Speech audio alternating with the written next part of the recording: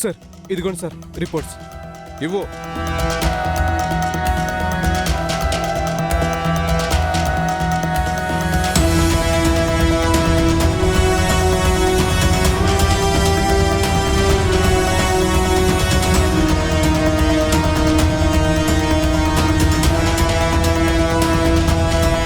Daddy ఇటువంటి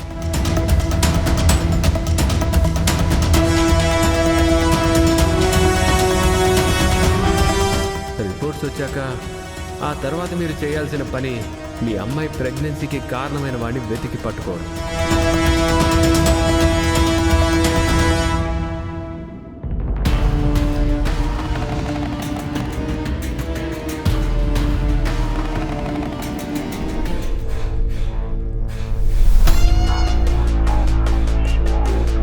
ఒక్కతలాగూ అదే పారిపోయింది.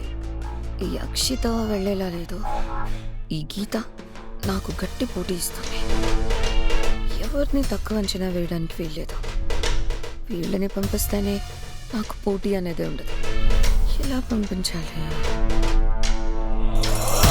డబ్బుకి లొంగని వాళ్ళు ఉంటారా? ట్రై చేస్తా.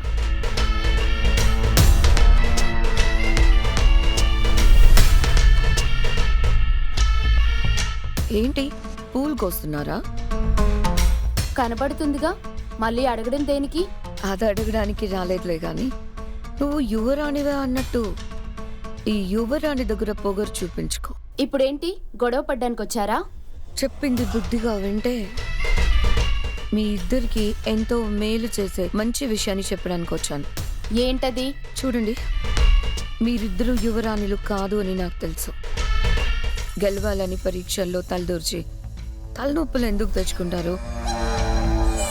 పోటీల్లో నుంచి ఇద్దరు తప్పుకున్నారనుకోండి, నేనే యువరాణిని అవుతాను. నా పట్టాభిషేకం అయ్యాక చెరొక 50 కోట్లు ఇస్తాను.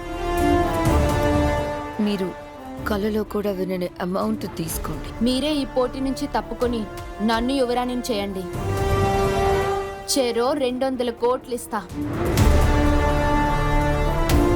మతి చెడి మాట్లాడుతున్నావా? యువరాణి అవడం అంటే మామూలు విషయం అనుకుంటున్నావా? పరీక్షల్ని అనుభవిస్తూ కూడా ఓవర్ కాన్ఫిడెన్స్కి వెళ్ళకు. జరగబోయే పరీక్షలు ఇంకా చాలా కఠినంగా ఉంటాయి. చావు కూడా మిమ్మల్ని వివరించవచ్చు. సో నేనిచ్చిన వరాన్ని తీసుకోండి. మీరు గెలుస్తారని మీకెంత ధైర్యం ఉందో నేను గెలుస్తానని నాకు ఉందండి. నాదేం ఓవర్ కాన్ఫిడెన్స్ కాదు, ఓన్లీ కాన్ఫిడెన్స్. మీ వరాలేం అక్కర్లేదు. మీ పని మీరు చూసుకోండి. ఇస్తానన్నది వదులుకుంటున్నారు. తర్వాత చిల్లి గవ్వ కూడా మీ చేతుల్లోకి చేరదు. అది గుర్తుపెట్టుకోండి. ఏంటి రోజమ్మ గారు, వాళ్ళనేదో ఇన్ఫ్లుయెన్స్ చేస్తున్నట్టున్నారు? అవును చామంతి గారు, మేము ఈ పోటీ నుంచి తప్పుకోవాలట. మా ఇద్దరికి చెరో 50 కోట్లు ఇస్తారట. ఏంటిది రోజమ్మ గారు, పోటీలో పాల్గొనాలి తప్ప ఇలా కొనాలి అని చూడడం తప్పవుతుంది కదా? ఏగి నువ్వేంటే నాకు చెప్పేది? నువ్వు ఆఫ్టర్ ఆల్ నా ఇంటి సర్వెంట్వే. నేను కాబోయే యువరాణిని. అవునా రోజమ్మ గారు? సరే, ఈ విషయం ఇప్పుడే వెళ్ళి సంస్థాన ప్రతినిధి విశ్వేశ్వరరావు గారికి చెప్పేస్తాను. సాక్ష్యాలుగా వీళ్ళు చెప్తారు. మిమ్మల్ని ఇప్పుడు వాళ్ళే ఎలిమినేట్ చేస్తారు. ఇంకా అప్పుడు మీరు యువరాణి ఎలా అవుతారు చెప్పండి? రండి అక్షిత, గీత, వెళ్దాం. హే ఆగవే. ఏంటి? నేను వాళ్ళని కొనాలని ఏం చెప్పలేదు. వాళ్ళని టెస్ట్ చేయడానికి వచ్చాను. వాళ్ళు నిజాయితీగానే ఉన్నారు. అది తెలుసుకోవడానికి వాళ్ళని టెస్ట్ చేశారా? అవును. సరే, కానీ ఇలాంటి టెస్ట్ కూడా ఇంకెప్పుడు చేయకండి. నాకు తెలిసింది అంటే మీరు ఎలిమినేట్ అవుతారు.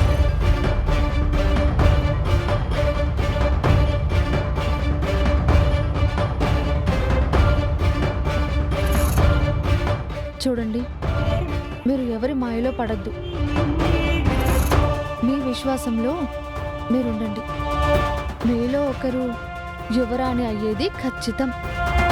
జాగ్రత్త. సరే. సరే అలాగే చేద్దాం. ఓకే ఓకే, నేను తర్వాత చేస్తాను. నాన్న ఈరోజు రిపోర్ట్స్ వస్తాయని చెప్పారు, తీసుకొని వస్తాం. నిషాని వాళ్ళ నాన్నగారిని కూడా పిలవండి నాన్న, తేలిపోతుంది. అక్కర్లేదు ప్రేమ్ బాబు,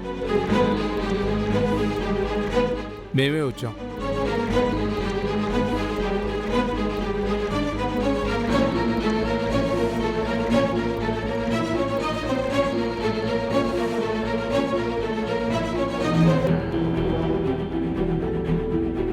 మీరు హాస్పిటల్కి వెళ్ళాల్సిన అవసరం కూడా లేదు.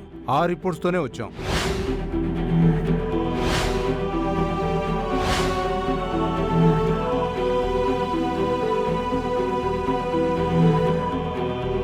మరి కారణం ఎవరో మీ అమ్మాయి గారు చెప్పారా అండి? మా అమ్మాయి చెప్పడం దేనికి? మీ ఫాదర్ గారే చూసి చెప్తారు, వినండి.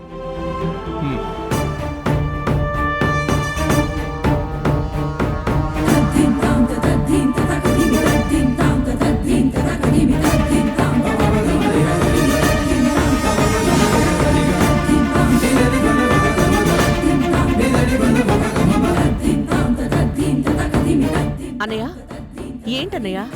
నిషా చూపించిన వీడియో ప్రూఫ్ నమ్మకుండా కొడుకు గారు చెప్పారన్న నమ్మకంతో DNA టెస్ట్ చేశాక వారే తండ్రి అయితే అప్పుడు నిషాతో ప్రేమ్ పెళ్లి జరిపిస్తానని మీ వారు చెప్పారు కదమ్మా. ఏముందో అది చెప్పన్నయ్య.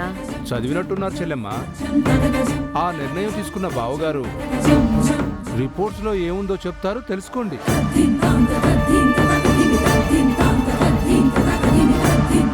ఇంతకీ రిపోర్ట్స్ ఏమొచ్చాయి? పాపం అంకుల్, తన నమ్మకం అపనమ్మకం అయిపోయిందని మాట రావడం లేదనుకుంటా. అలాగే ఉందమ్మా, నేను చెప్తా. నిషా ప్రెగ్నెన్సీకి కారణం ప్రేమని రిపోర్ట్స్లో వచ్చాయి.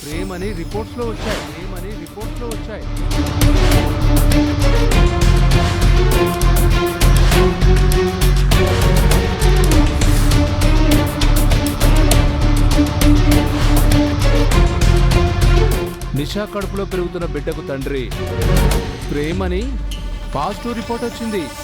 హే,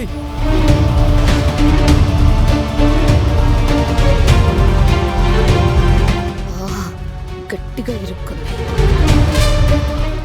హే, అలా ఎలా వస్తుంది? రాకపోతే మా బావగారు ఇలా కామ్గా ఉంటారా?